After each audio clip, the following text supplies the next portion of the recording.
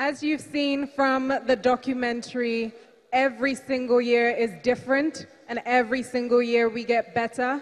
I think if anything of that documentary is to go by, is that the Vanguard Personality of the Year Awards is an amazing, amazing platform, and I think the team deserve a round of applause for appreciating wonderful people in our society. So please, a round of applause for the Vanguard Personality of the Year Awards.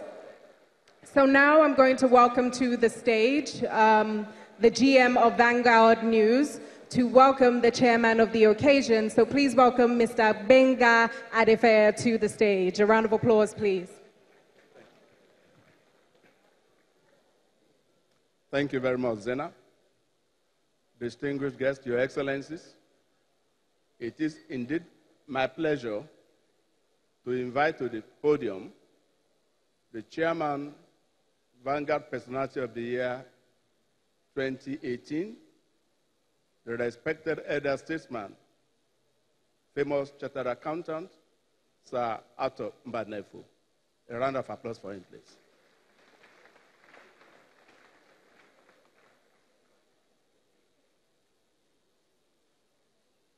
Bring it up.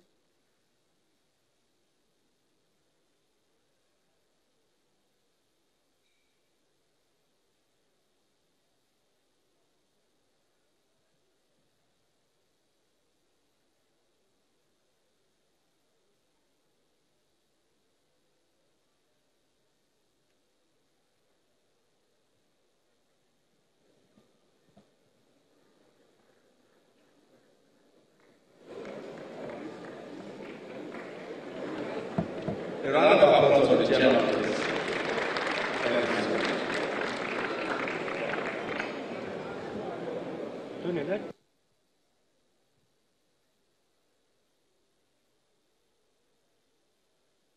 Good evening, distinguished ladies and gentlemen.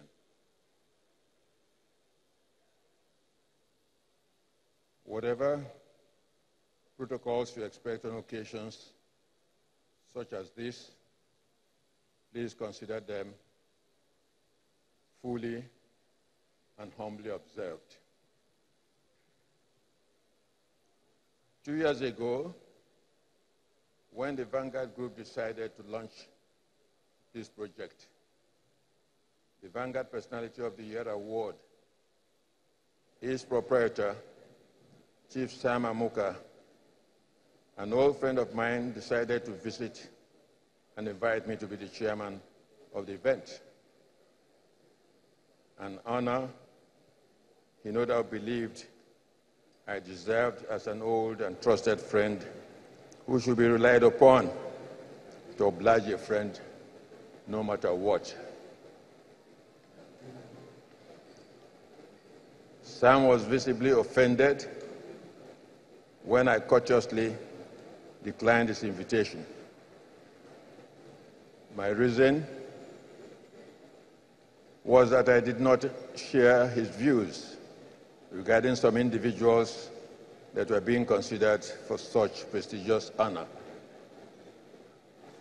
He seemed more offended and upset when his counter-argument, meant to convince me, did not move me to change my mind.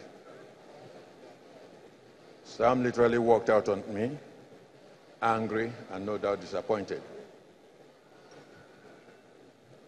A few days ago, Friday, 11th of January 2019 to be exact, Sam sent me an SMS, and I quote, "Greetings, dear Arthur. Just can't get you. Please call back, Uncle Sam." I knew he must have been calling me before 12 noon. I never told him that I do not open my phones before 12 noon and 1 p.m.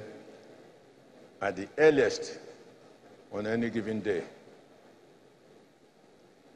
I called him, and he told me that his colleagues at the Vanguard want him to talk again with me. And so he wants to come and see me. I asked him when. And he asked if he could come right away. I said, okay. Sam arrived at my home barely 2 hours after we spoke. No doubt apprehensive as to what my response will be this time round. Sam, I wish to say to you and your friends at the Vanguard that your persistence and candor truly humbled me. I want to publicly acknowledge and thank you for the privilege and honor you have done me by asking me to share this event tonight.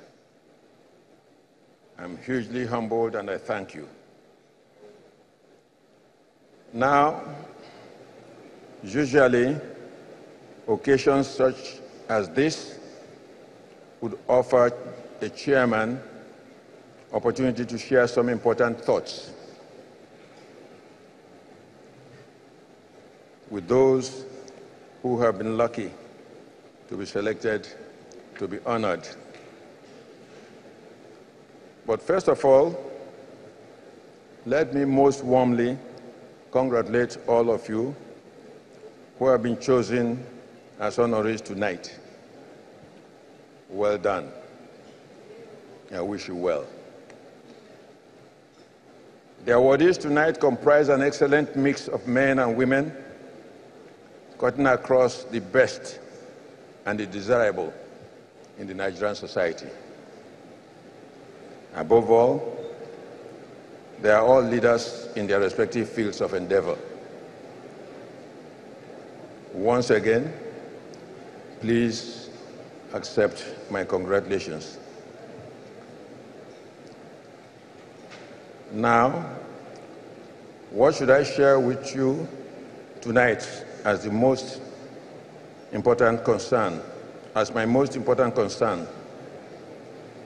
I have given deep thought to this question, and so bear with me as I try to espouse same to you.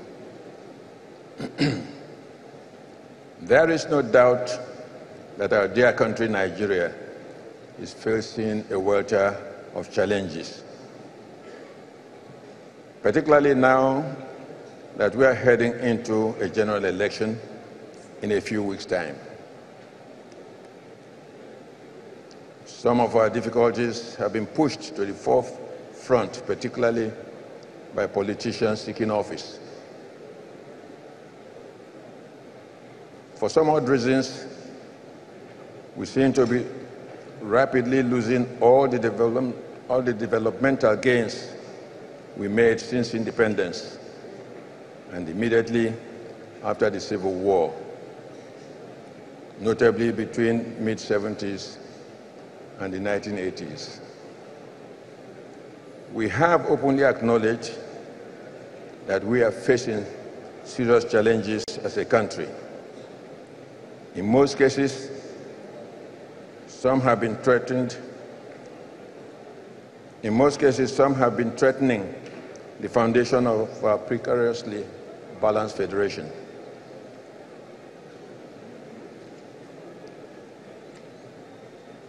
Our political economy is hardly working.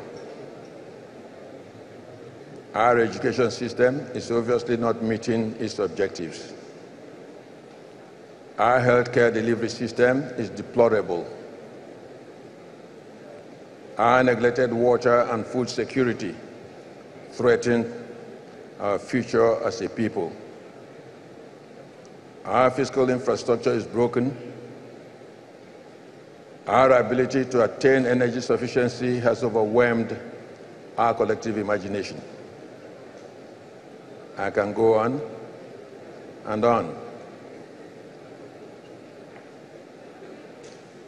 What I'm saying in short is that Nigeria is not working. Period. An editorial in one of Nigeria's leading newspapers on Thursday, 13 July 2017, captured our present situation, and I quote, "It is clear for all to see, except the federal and the state governments, who have often seen Nigerian federal system designed for inter-early settlement and fiefdoms of control, that Nigeria's expensive but broken federal structure is buckling, and things are gradually falling apart," unquote.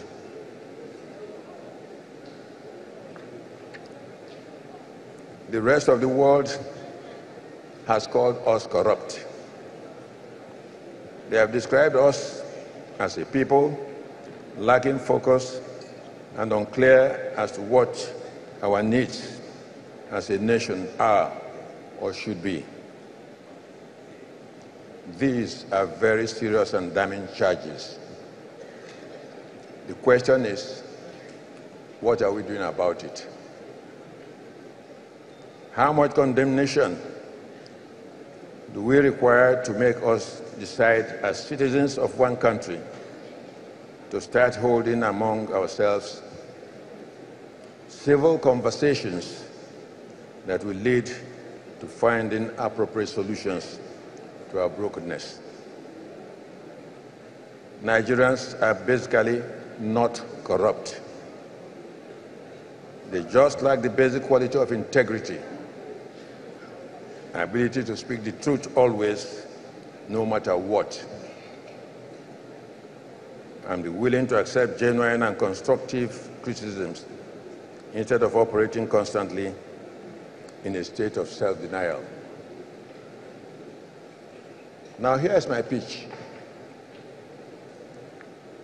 I know that you have been honored for the significant contributions you have made so far. But I know, and we are all convinced, that you can all do more to truly make a difference. Some of you in my age bracket, and that's quite, I see that there are quite a lot of you there, would say that they have already done a lot. To them, I will recommend the saying in the book of Proverbs: old men see visions, and young men dream dreams. It is in our hands to mend the brokenness of Nigeria and make it work again. Your mentees are looking up to you for practical leadership. So ask yourself tonight, how can I make a difference? Just remember the old saying, to whom much is given, much is expected. Thank you. Enjoy your evening.